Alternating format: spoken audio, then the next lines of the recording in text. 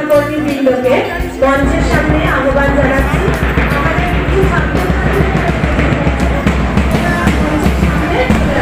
পতাকা উত্তোলন করছেন বিদ্যালয়ের প্রধান শিক্ষক মাননীয় শ্রী মহিউদ্দিন মোল্লা মহাশয়। সহযোগিতায় আমাদের বিদ্যালয়ের ক্রীড়া শিক্ষক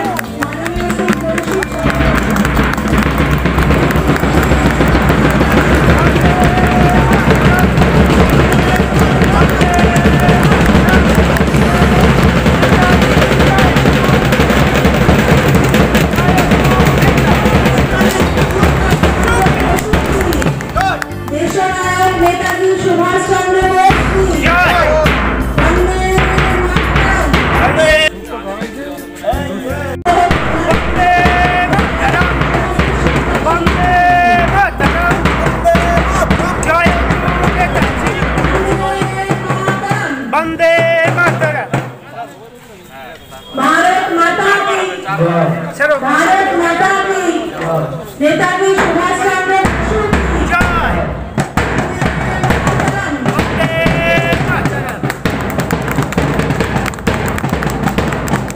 अच्छा এবার একে একে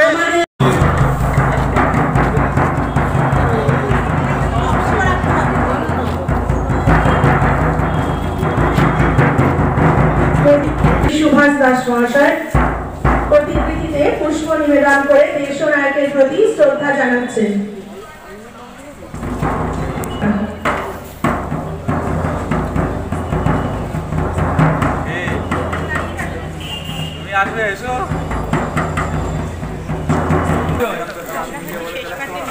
তোমরা সবাই জানো ওই মহান দেশপ্রেমিক সুভাষ চন্দ্র বোস 1897 খ্রিস্টাব্দে 23 জানুয়ারি আজকে তার 125তম জন্ম জয়ন্তী আমরা বিদ্যালয়ে পালন করছি এবং সেই উদ্দেশ্যে আমরা সবাই মিলিত হয়েছি এবং তোমরা এখানে কয়েকজন এসে উপস্থিত হয়েছো। আমাদের সেটা খুব ভালো লাগছে। আগামী দিনে আমাদের পরিস্থিতি স্বাভাবিক করে আবার আগের মতো আমরা এই অনুষ্ঠানগুলো করতে পারবো। তোমরা সবাই চেষ্টা করবে আজকে অন্তত সমস্ত শিক্ষক শিক্ষিকাকে বলছি আপনারা একে একে ওনার প্রতিকৃতিতে পুষ্প নিবেদন করুন।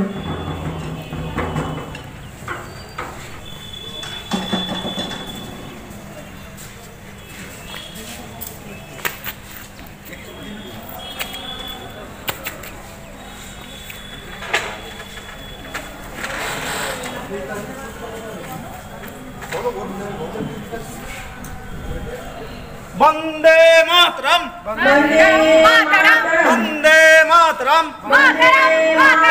वंदे मातरम वंदे मातरम। भारत माता की जय, भारत माता की जय, देशनायक सुभाष की जय, वंदे।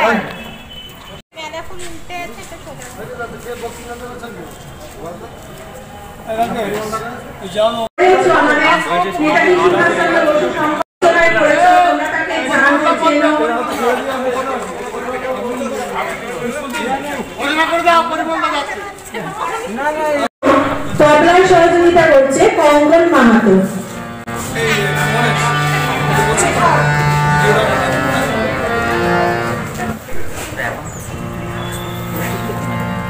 মাস হ্যাঁ গান তো গাইতে পারবো।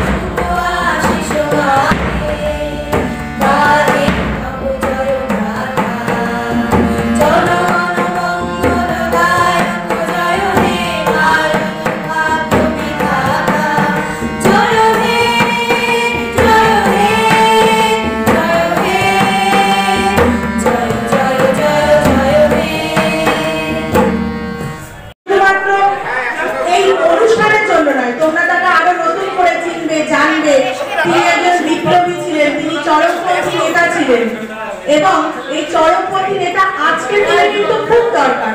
আজকে যে সিচুয়েশন এই নেতাকে আমরা কিন্তু পছন্দ করব। এই দেশনায়ক তিনি আজাদ হিন্দ ফৌজ তোমরা পড়েছো জালিয়ানওয়ালাবাগ, রাওলাটাইন, এইগুলোর সঙ্গেও তিনি কিন্তু ছিলেন। তিনি স্বামীজির সংস্পর্শে এসে তিনি প্রথম বিপ্লবী মনোভাব তার মধ্যে জাগে। ছোটবেলা থেকে তার বাবার সংস্পর্শে এসেও বিপ্লবী মনোভাব জাগ্রত হলো। পরবর্তীতে তিনি স্বামীজির বই পড়ে তার প্রতি সেই বইগুলো পাঠ করে তার মধ্যে আরো বেশি পরিমাণে বিপ্লবী চেতনা কিন্তু জাগে। এবং নেতাজি এমনই একজন ব্যক্তি ছিলেন যে তাকে সবকিছু তিনি ধরাছোঁয়ার বাইরে।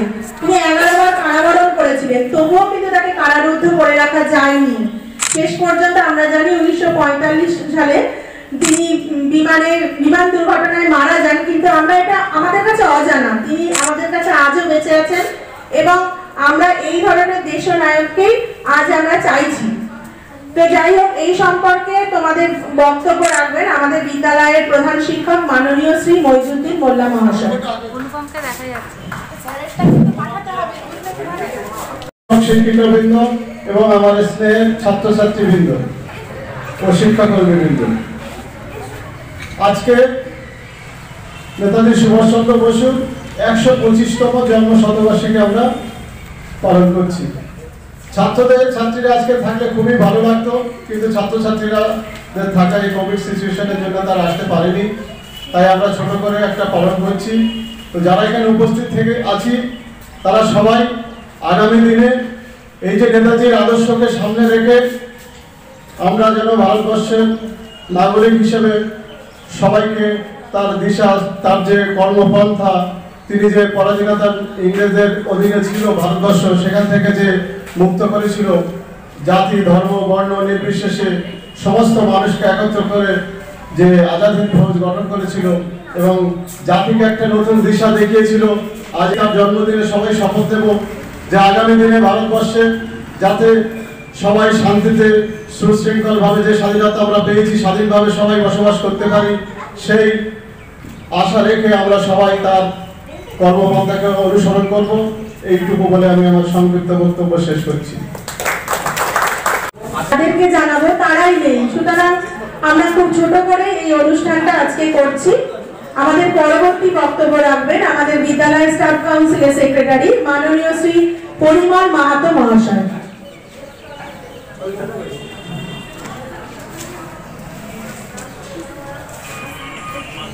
প্রথমেই আমি সেই মহানায়কের প্রতি সশ্রদ্ধ প্রণাম জানিয়ে দু একটি কথা বলছি। আজকের দিনটি আমাদের কাছে সত্যি খুব আনন্দের, গর্বের দিন।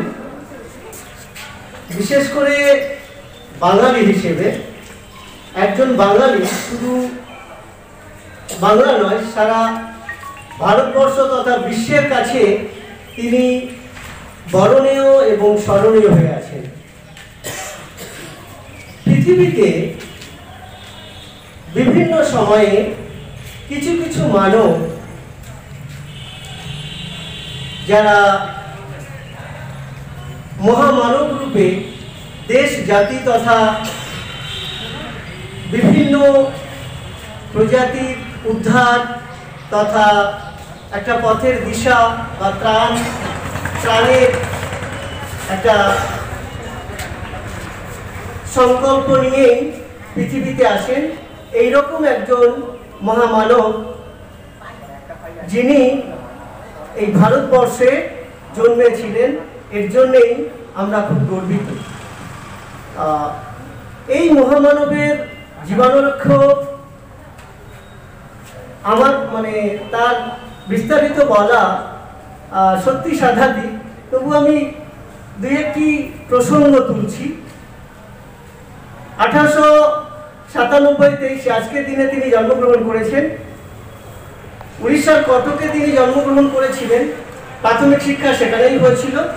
পরবর্তী ক্ষেত্রে প্রেসিডেন্সি কলেজ এবং স্কটিশ চার্চ কলেজে তার শিক্ষা পরিসমাপ্তি হয় এবং আইসিএস পরীক্ষার জন্য তিনি ইংল্যান্ডে যান।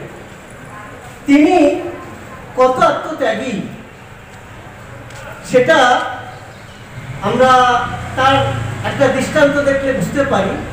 আইসিএস পরীক্ষা চতুর্থ হয়েও লোভনীয় চাকরি তিনি ছেড়ে দিয়েছিলেন। তিনি পারতেন যে সেই জীবনটাকে বেছে নিতে, কিন্তু তিনি তো অন্য ধাতুর মানুষ, অন্য ধাতুতে গড়া, অর্থাৎ তিনি এসেছেন দেশ জাতি তথা তার মাতৃভূমিকে রক্ষা করতে। এই জন্যেই তিনি সেই লোভনীয় চাকরি ছেড়ে দিলেন। তিনি যেমন আত্মত্যাগী, সেইরূপ তিনি কারো কাছে মাথা নত করেননি। তার দৃষ্টান্ত আমরা জানি যে ওটেন সাহেব যখন ভারতীয়দের প্রতি বিদ্রুপ মন্তব্য করেছিলেন, তিনি তীব্র প্রতিবাদ করেছিলেন, যার জন্য তাকে সেখান থেকে বহিষ্কার করা হলো। তার জীবনে, প্রত্যেক মানুষের জীবনে, মানে যেমন বাবা মা আমাদের জন্মদাতা, ঠিক সেইরূপ শিক্ষাগুরু দীক্ষাগুরু এরকম থাকেন। তো নেতাজি সুভাষচন্দ্রের শিক্ষাগুরু ছিলেন বেনি মাধব, এবং রাজনৈতিক গুরু ছিলেন চিত্তরঞ্জন দাস, আধ্যাত্মিক গুরু ছিলেন স্বামী বিবেকানন্দ। এইরকম মহান মানবদের আদর্শ নিয়ে, এবং তার অন্যতম গুরু যিনি ম্যাম বললেন একটু আগেই, দেশ সেবার কাজের যে প্রেরণা তার বাবার কাছ থেকেই পেয়েছিলেন। এরকম আদর্শ নিয়েই তিনি কিন্তু সমগ্র ভারতবর্ষকে উদ্ধার করার কাজে নিয়োজিত হয়েছিলেন, সমস্ত কিছু ত্যাগ করে। তাই তিনি বলেছিলেন যে সেই পরাধীন ভারতবর্ষে তিনি কিন্তু সেই সময়ে যদিও ইংরেজ শাসন করছে, তবুও তিনি সেই বিদেশি শিক্ষককে প্রতিবাদ করতে, ভারতীয়দের বিরূপ মন্তব্যের জন্য প্রতিবাদ করতে কুণ্ঠাবোধ করেননি, প্রতিবাদ করেছিলেন। এবং শুধু তাই নয়, পরবর্তী ক্ষেত্রে আমরা দেখেছি রাজনৈতিক ক্ষেত্রে নেতাজি সুভাষের সঙ্গে যখন গান্ধীজির মতপার্থক্য হয়, তিনি চেয়েছিলেন যে স্বাধীনতা কিন্তু হাতের মোয়া নয়, সেটা এমনি দিয়ে দেবে। তাই তিনি বলেছিলেন যে সশস্ত্র বিপ্লব ছাড়া কখনোই স্বাধীনতা আমরা পাবো না। এই জন্যে তিনি বলেছিলেন কি, তার মানসিকতা ছিল, ওই জন্যে গান্ধীজির সঙ্গে তার একটু মতপার্থক্য হয়েছিল। দুবার ত্রিপুরী কংগ্রেস, হরিপুরা কংগ্রেসে তিনি সভাপতি হলেন এবং তাকে অসহযোগিতা করা হলো। জাতীয় কংগ্রেসের ক্ষেত্রে তাকে অসহযোগিতা করার জন্য তিনি কিন্তু সেখানে মাথা নত করেননি, তিনি ছেড়ে দিলেন, নতুন দল গঠন করলেন ফরওয়ার্ড ব্লক। এবং সেই ফরওয়ার্ড ব্লক দল গঠন করার পরবর্তী ক্ষেত্রে তিনি কি করলেন, একাধিক, মানে ভারতবর্ষ, ইংরেজরা বুঝেই গিয়েছিলেন যে এইরকম একটা মানুষ যদি ভারতবর্ষে থাকে তাহলে ভারতবর্ষে আমরা বেশি দিন থাকতে পারবো। এই জন্যে তারা কি করলেন, একাধিকবার তাকে কারাবরণ করতে হয়েছিল এবং ভারত রক্ষা আইনে তাকে কিন্তু বাড়িতে কারারুদ্ধ, বাড়িতে কিন্তু নজরবন্দি করে রাখা হয়েছিল। কিন্তু একাধিক প্রশাসনিক আন্ডারে তিনি ছিলেন, তবুও তাদের চোখে ধুলো দিয়ে তিনি বেরিয়ে গেলেন। 1939 দ্বিতীয় বিশ্বযুদ্ধ চলছে, তিনি চেয়েছিলেন যে দেশকে উদ্ধার করতে গেলে আমাকে বিদেশি শক্তির সাহায্যের প্রয়োজন, অর্থাৎ ইংরেজদের যারা শত্রু তাদের আমাদের সহযোগিতার প্রয়োজন। তাই তিনি জার্মানি, রাশিয়া, জার্মানি, স্টালিন বা হিটলারের সহযোগিতার জন্য গেলেন।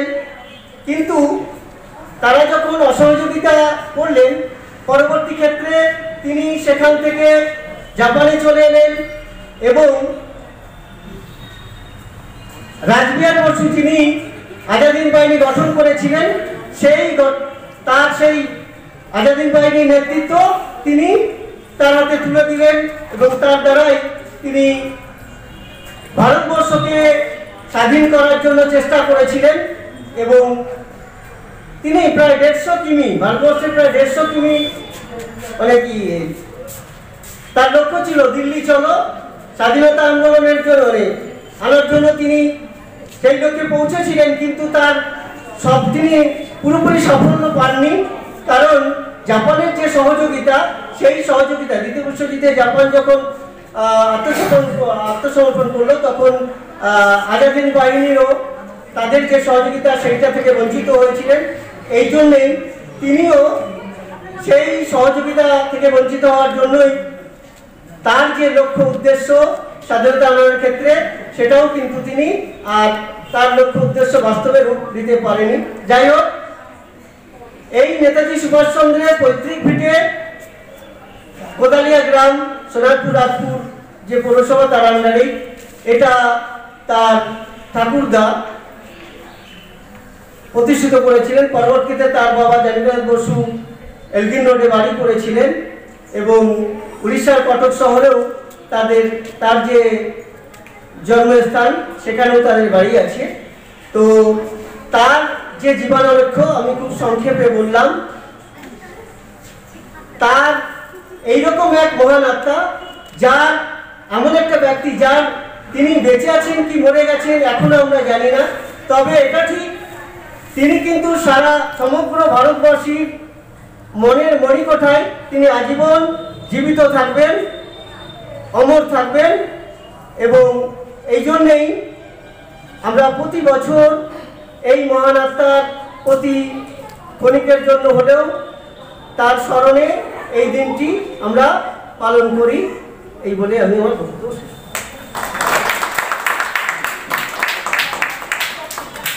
অনেক কিছু জানলাম আমরা, এবং আমাদের ছাত্রছাত্রী যারা আছো তোমরা শিক্ষিকা মাননীয়া শ্রীমতী মহুয়া মুখার্জি মহাশয়। ধন্যবাদ বিদ্যালয়ের প্রধান শিক্ষক মহাশয় এবং সমস্ত শিক্ষক শিক্ষিকা এবং আমার বিদ্যালয়ের সমস্ত ছাত্রছাত্রীদের অভিনন্দন জানিয়ে আমি আমার ছোট্ট বক্তব্য শুরু করছি। কারণ আজকে এমন এক মহান ব্যক্তির জন্মদিন এবং এটি পালন করার আমরা সুযোগ পেয়েছি, তার জন্য আমরা সবাই সর্বার্থকরণে ধন্য। ছোটবেলা থেকে একটা প্রশ্ন আমাদের সবার মনে আসতো যে এই দীর্ঘ স্বাধীনতা আন্দোলনে এতগুলো বছরে ভারতবর্ষের প্রতি কোণায় বহু নেতার জন্ম হয়েছে, বহু নেতা দায়িত্ব নিয়েছেন, দলকে এগিয়ে নিয়ে চলে গেছে। তাহলে এই একটি মাত্র মানুষকে আমরা নেতাজি বলে স্মরণ করি কেন? বড় হয়েছি, প্রশ্ন প্রতিবার এসছে। তারপর যখন বেশ কিছু বই পড়লাম, দেখতে গেলাম ইনি শুধু কোনো আন্দোলনের নেতা নয়, কোনো পরিকল্পিত যুদ্ধের নেতা নয়, ইনি আমাদের প্রত্যেকের বিবেক, চেতনা, বোধ, মর্ম এগুলোর নেতা। একটি অভিজ্ঞতা তোমাদের বলি ওনার জীবনে। সুরু নদী পার হতে হবে, বার্মা দেশ, প্রচন্ড প্রতিকূল সেই পরিবেশ, বৃষ্টি হচ্ছে, তার উপরে ওপর থেকে বৃষ্টির মতোই পড়ছে জাপানি বোমা। একটি নদী পার হয়ে অপর দিকে যেতে হবে। বার্মার পর্বত শঙ্কুর কঠিন পর্বতের মধ্যে দিয়ে বয়ে চলা প্রচন্ড শক্তিশালী নদী, কি তার স্রোত! সেই নদী পার করবে, পার হতে হবে হেঁটে হেঁটে। উনি দাঁড়ালেন ঠিক নদীর মাঝখানে, প্রবল স্রোত দেখ নকল নিজে নিলেন এবং একে একে তার সঙ্গী সাথীরা তাকে ধরে অপর দিকে গেল। তাদের নেতা মানে শুধু সামনে দাঁড়ানো নয়, নেতা মানে কিছু আদেশ পালন করানো নয়, নেতা মানে যিনি প্রতিটি মানুষের দায়িত্ব নিতে পারেন এবং পালন করার সাহস দেখান। তাই তো আজকে পরাক্রম দিবস, তার জন্মদিন পরাক্রম দিবস হিসেবে ঘোষণা হয়েছে। আমরা গর্বিত। আজকে নেতাজি সুভাষচন্দ্র বসুর মৃত্যুদিন সম্পর্কে বিভিন্ন রকম মতভেদ আছে, প্রচুর কমিশন, প্রচুর তদন্ত হয়েছে। তাও তার মৃত্যুদিন, কিভাবে মৃত্যু হয়েছে, কবে মৃত্যু হয়েছে আমরা জানি না। আমরা জিতে যাই কোথায় জানো? আমরা জিতে যাই ঠিক সেখানে যেখানে 125 বছর বাদে পরাক্রম দিবস হিসেবে স্বীকার করতে হয় এবং যেখানে তার জন্মদিনকেই আমাদের পালন করতে হয়। কারণ ঈশ্বরের জন্ম হয়, মৃত্যু হন না। তিনি নেতাজি, তিনি আমাদের ঈশ্বর। ধন্যবাদ।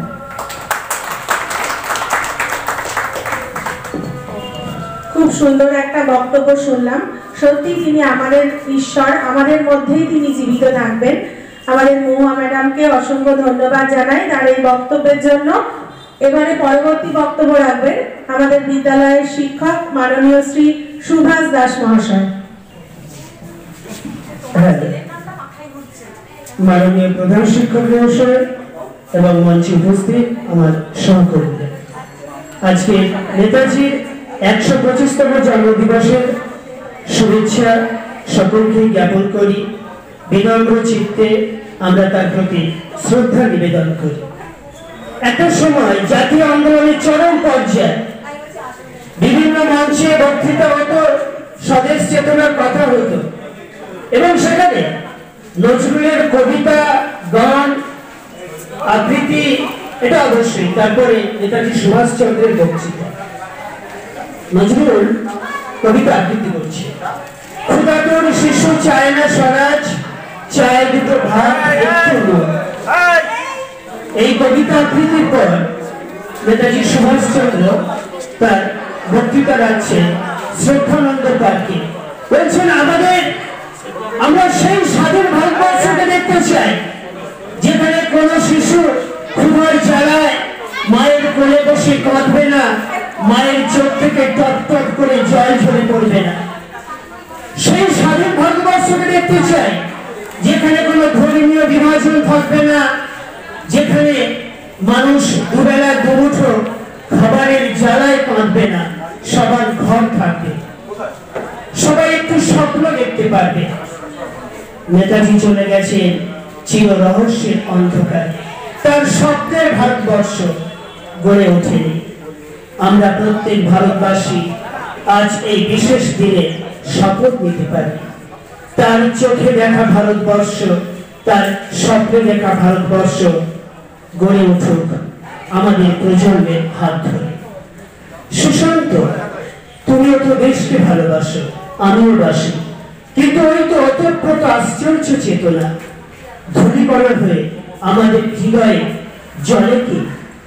সুভাষচন্দ্র বসুর সেই দেশাত্মবোধ, স্বদেশ চেতনা আমাদের হৃদয়ে মণিমাণিক্যের মতো সর্বদাই প্রজ্বলিত থাকুক।